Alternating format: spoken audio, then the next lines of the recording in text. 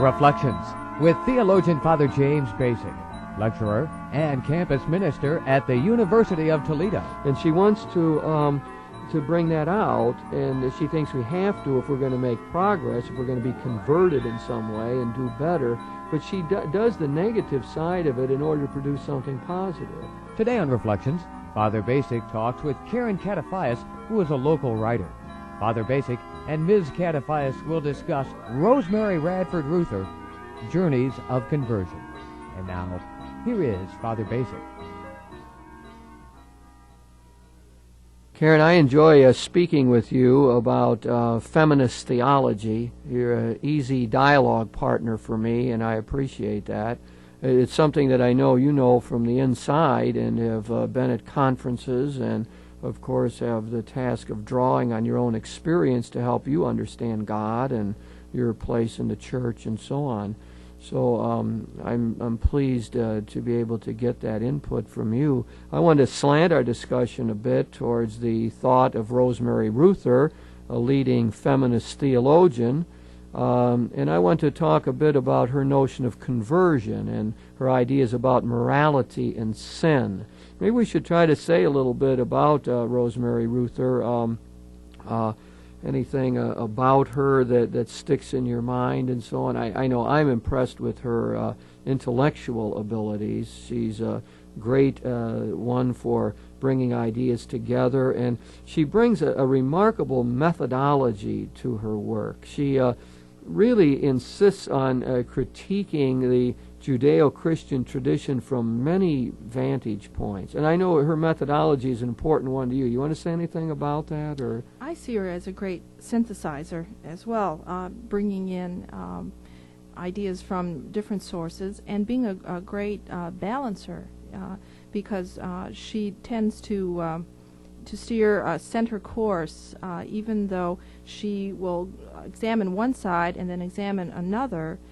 She usually comes to an integration of opposite ends. And to me, her conclusions are often very reasonable and nuanced, and they make a lot of sense. She calls the method you described as a dialectical one, meaning that she does a lot of negation. She is very ready to point out faults and failings. She said she got that from her mother, the ability to critique the church, for example. And she wants to probe into all of that, understand the sources of it, roots, the history of it, and the current manifestations of it, of this patriarchy or the sexism or the oppression of women as she sees it. And she wants to bring that out, and she thinks we have to if we're going to make progress, if we're going to be converted in some way and do better. But she does the negative side of it in order to produce something positive, to try to be able, when she's cleared the air, to be able to talk about what might be a better way of imaging God or understanding Christ, or of working within the church, or in this case of living out the moral life of being converted. Yes, and through all of this, she's very much grounded in women's experience. She calls that the unique contribution of feminist theology, that it is serious about women's experience and brings it to the fore, whereas other theologies have kind of put women as a footnote, an auxiliary to men's theology. And she really wants to bring that out and to tap that experience, to read it critically, and then to be able to apply it to our current situation. Her principle in doing her theology is that whatever causes the subjugation of women, the oppression of women, must be wrong and against the divine plan, whereas those things which help to liberate women, to make their experience more important, must be good. Now, then she goes back and reads the scriptures in the light of that. Now, that is a very radical methodology. Usually we've said in the past, let's look at life and what's happening, and then we'll go back and read the scriptures and see if what's happening is any good or not. Mm-hmm. That's been our usual way of doing it, and in the light of what the scriptures say or what the church has taught, we say, well, this cultural trend is no good. I mean, this materialism is against Jesus' notion of poverty, for example. Or we could say that the oppression of the poor is against the God of the Exodus, who freed the poor Israelites from the power of the greatest king on earth. So that's been our usual methodology. Now, Rosemary's is different.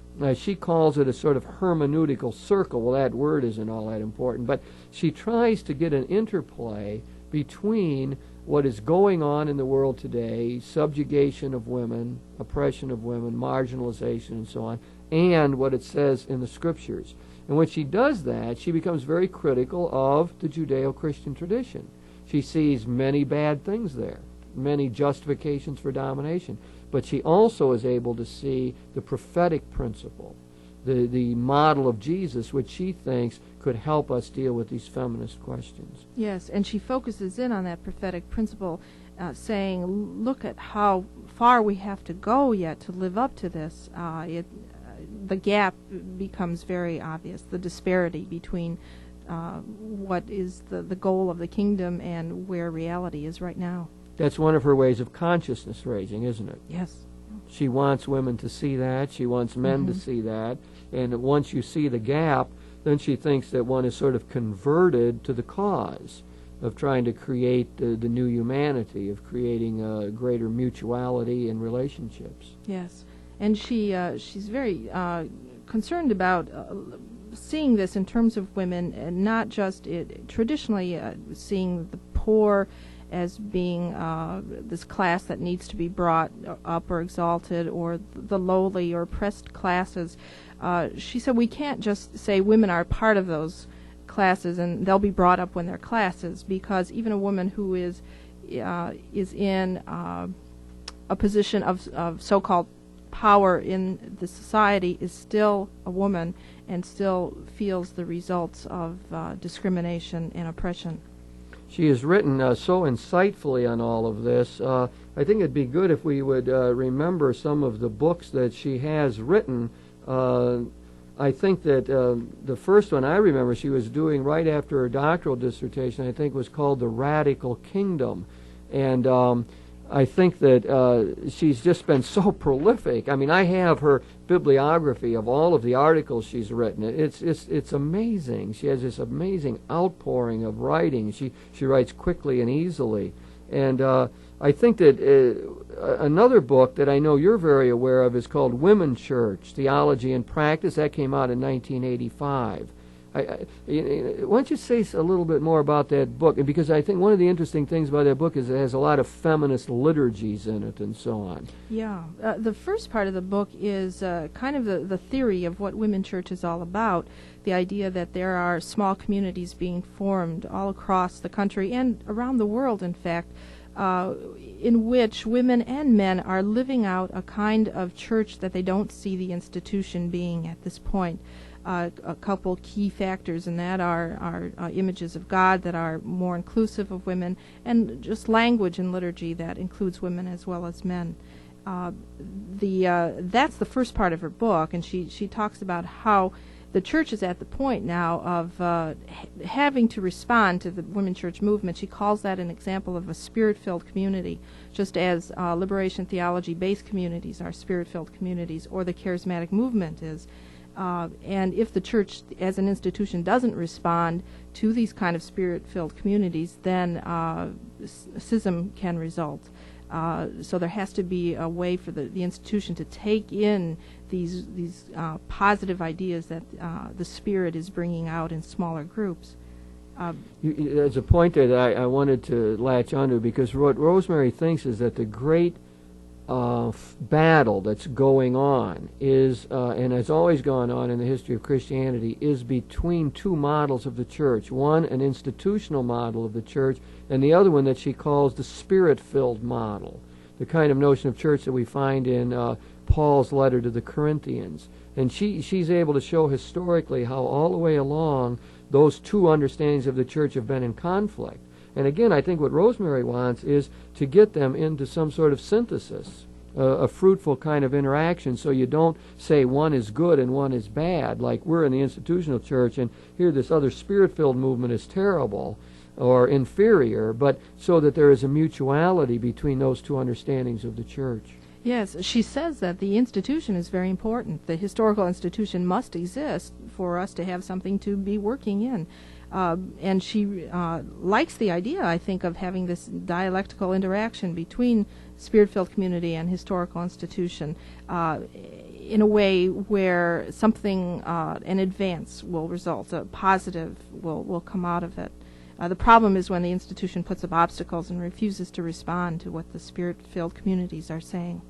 So I began this whole section of our conversation by saying we should look at some of her books and writings and so on. Excuse me, one of the clear important ones is this women church idea. And excuse me, another one is clearly Sexism and God Talk Toward a Feminist Theology. That came out 2 years before this other one, and I think is her best book. Another one that comes to mind is Disputed Questions on Being a Christian.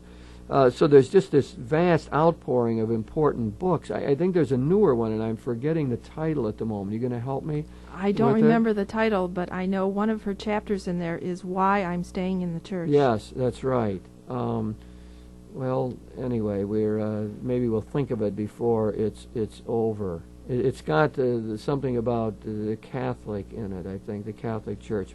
But the point we want to make is that she's written extensively, and in the 1980s, many of the books that have come out by her are specifically dealing with the question of feminism, and she's clearly about the business of trying to work out a feminist theology. And I think what she does is throw out some very insightful ideas and give an interesting historical slant to questions that I think is going to open up a lot of other thought. I think people are going to take some of her main ideas and then begin to develop them more carefully. And we're going to see a lot of advances made that way. Mm-hmm. Now, Karen, we want to talk about Rosemary Ruther in terms of the journeys of conversion, as she calls them, the consciousness of evil. This is what I think of as her morality section.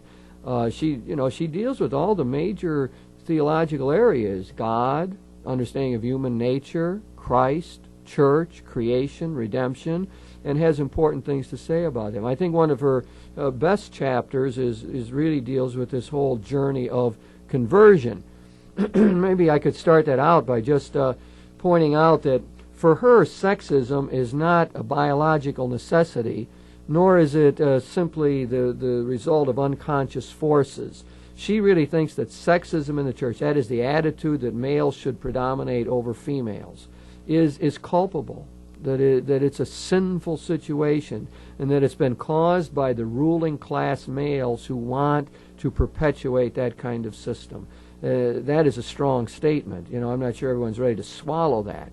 But there is no doubt that Rosemary says this is not just something that's happened, and it's not just we're not just a victim of blind forces or something, or unconscious urges, but there's been a ruling group that's interested in perpetuating its power, and therefore it must keep women in some sort of subjugated position. Yes, it's a systemic evil. And it's not without parallel with other kinds of oppressions going on. And maybe somebody who isn't ready to buy into what Ruther says about sexism might gain an understanding of it by thinking of oppression of classes within history, or races, the way that the black race has been historically oppressed. So this kind of need to dominate and oppress is something that has existed for a long time, and it does exist in regards to the male-female relationship as well. She talks about the first lie, or the sort of the fundamental hypocrisy in life, and what she means by that is that when people began to see differences, my voice is not going to make it here, Karen. You might have to talk throughout this whole program. Excuse me. But let's try to see that what she sees as the root of this first lie that she talks about. The lie is that people see differences, like between humans and non-humans, between tribes, and between male and female, and that they immediately say that one's better than the other, one's superior over the other, that one ought to be dominant and the other one ought to be subjugated. She points out among many tribes, that the word human applies only to the members of the tribe and doesn't apply to other tribes. There's no inclusive word for that. She also points out how very often the word human refers to males. Yes. And exclusively, thus sort of indicating that females are not totally human. In fact, throughout history, we will see that has been thought. We see that in medieval thought, for example, that where women were thought of as being inferior males. Males simply they weren't fully developed and lacked important things. Very often what they said they lacked was rationality and ability to deal well with life and so on. So the point I'm trying to make is here that she roots sexism in some sort of primordial sin. The primordial sin would be to tell the great lie, that is, because we're different, one of us has to be better than the other. And as soon as we do that, we will end up with all of these patterns of domination. One way to talk about this dualistic kind of thinking, I think, is to say it's an either-or situation. Either I have to be exalted or higher than you, or you are, and I don't want you to be, so therefore I'm going to declare my own superiority. There's a book out that deals with the kinds of ways that women think versus the way men tend to think, called Women's Reality by Ann Wilson Schaaf. And she explores this either-or thinking, and she says what women have, men tend to go into this dualistic either-or thinking. Women have a more of what would be called a both-and thinking. And within that both-and structure, you can say, you are the way you are, I am different, but both of us are equal or equivalent. We don't have to set up an either-or kind of situation. Why don't you repeat that book title and the author again? It's Women's Reality, and the author is Ann Wilson Schaaf. How do you spell her last name? S-C-H-A-E-F. It sounds like an important book. Did you find it helpful? It is. I think it's quite a breakthrough in looking at the way society is operating under what she calls the white male system. And that's why it's so difficult for women to be comfortable within that system. They have an entirely different reality in operating. Now, one of the things that points that Rosemary Ruther makes is that when you begin to look at these patterns of domination, therefore, that there's sin on both sides.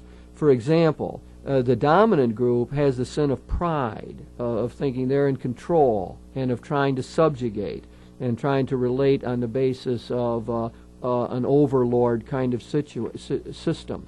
However, and I think this is the important point, she also sees sin on the other side. That is, those who will acquiesce in the oppression, those who are passive and dependent and won't take hold. So we see it manifested, I think, in both ways. Yes. For women, it's being co-opted, letting themselves be co-opted by the system. You know, what I think of then is I've done some reading on 12-step programs, like Alcoholics Anonymous is kind of the prototype there. And that was created basically by men for men. And so there's a lot of talk about pride and getting rid of pride. Well, that is a male problem. But what they don't realize is that for women coming into the program, they may need to hear the message, have more pride, get rid of your false humility that tends to put yourself down and not feel the sense of self-pride, because that can be a very healthy thing. So that Rosemary, I think, is very conscious of both sides of this thing and is calling women, I think, in one way or another to take hold of their lives, to rise above this sense of dependency. And, of course, in her own life, she's really been able to do that. She's been remarkably blessed by education, able to get her Ph.D., but at great cost. I mean, you know, with tremendous amount of effort. And it almost makes her fatigued to think of how she completed 3 degrees, bachelor, master's, and doctorate in a 6-year period while bearing and raising 3 children.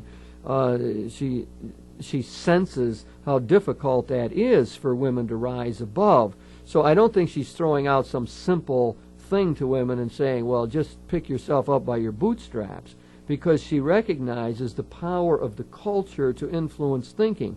I go back to a distinction you made before when you start talking about sin and the need for conversion. Sin is both private and societal. So the private sins, the greed, the desire to dominate, and the acquiescence in evil really creates systems of oppression. And I think we can't forget that. So Rosemary's not so naive to just to tell women, well, grab yourself and pull yourself up and do it, but we have to attack the societal problems as well, and if we're going to make it possible for any oppressed group to make progress. Yes, and she is just one lone voice. She isn't one lone voice talking about this concern. Other women have expressed the need for women to overcome this dependency because it can be comfortable, and even in its pain, there's a certain comfort about it. I think of the author Colette Downing, I believe, who wrote The Cinderella Complex, and the idea that women have been kind of conditioned to wait for Prince Charming to come, and then when she marries Prince Charming, then she, or some reasonable facsimile thereof, she will let herself be in a dependent situation and let him do the worrying about who will find enough money for the two of them and then the family to live, and so on. So it's this whole sense of women need to take responsibility in some degree for the situation they're in is prevalent among other women thinkers today. I think Rosemary also leads us to starting to think about solutions. How are we going to move beyond this? What does conversion amount to away from sexism, and how are men and women going to move in that direction? One of the things that she points out is that how fearful this is. I mean, to begin to think about other patterns of relating is difficult because it brings up the unknown, the new. I mean, what would it mean to relate on a basis of mutuality rather than domination? So both men and women find that scary in a way, and I think again she has a good psychological sense of the whole problem, and sort of alerts us, well, if we are having trouble with it, it's not unusual. I mean, that's it's bound to happen in here. And then she, I think, goes on to talk about that we need some sort of smaller groupings that model another way of living. We need to have places where we relate without domination, and where everyone can use their own abilities and their specific personality for the well-being of the whole community. So small groups are important. She's very big on the base communities that we have in Latin America. She wants, as you've indicated, some of those spirit-filled communities here in the United States, that we need to have those in order to nourish ourselves, but also to show what an alternative way actually looks like.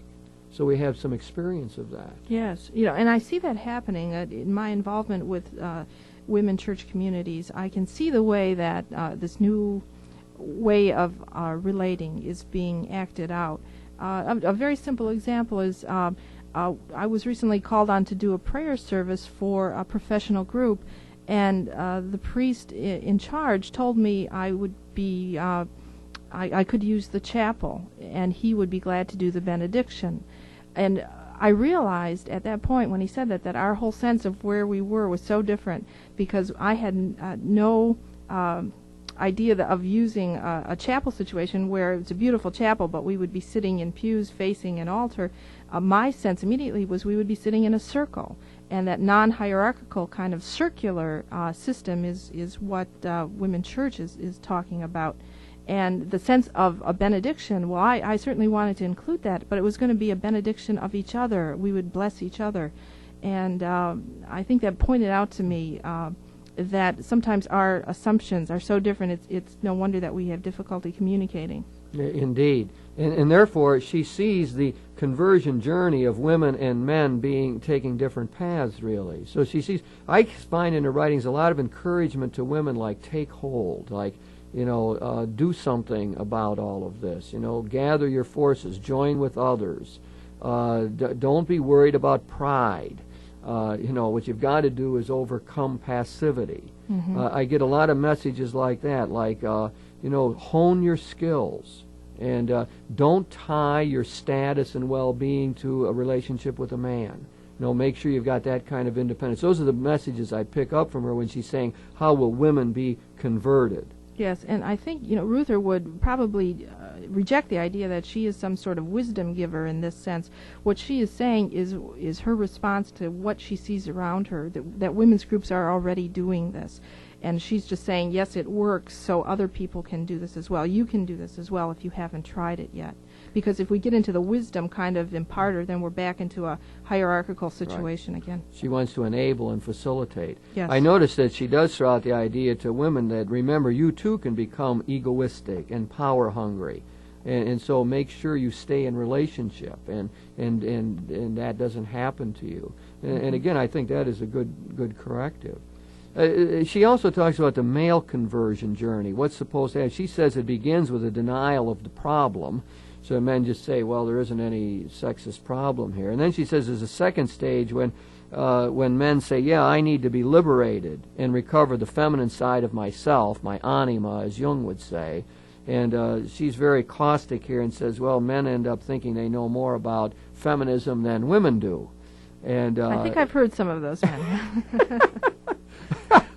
Yeah, well, I mean, that's probably goes with the territory, that happens. And then she says real conversion occurs when men enter into solidarity with women in the struggle for liberation. And so she sees that as sort of the, she says, well, men would then change aspects of their lifestyle so they could support women's desire to go to school or to pursue a career and so on. And I think that really gets down to the realities of life. I mean, are husbands, for example, going to encourage their wives and help them to pursue educations? Very often the women gave up time and energy while the men got their education.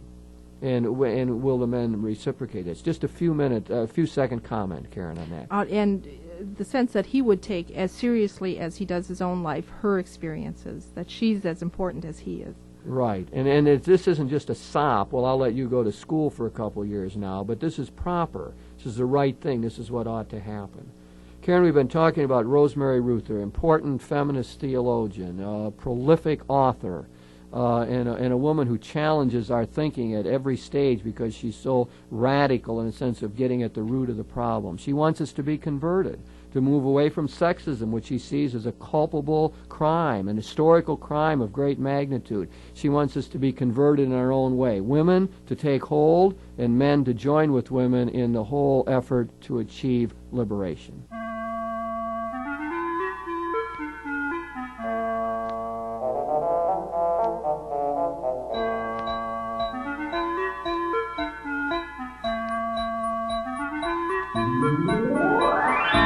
You've been listening to Reflections with theologian Father James Bacik, lecturer and campus minister at the University of Toledo.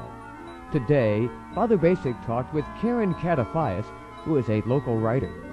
The topic of this week's Reflections was Rosemary Radford Ruther, Journeys of Conversion. If you have any comments on today's show or suggestions for future programs, please write Father James Bacik, Catholic Campus Minister, 2086 Brookdale Drive, Toledo, Ohio 43606. Funding for this program was provided by the Catholic Communications Commission of the Diocese of Toledo.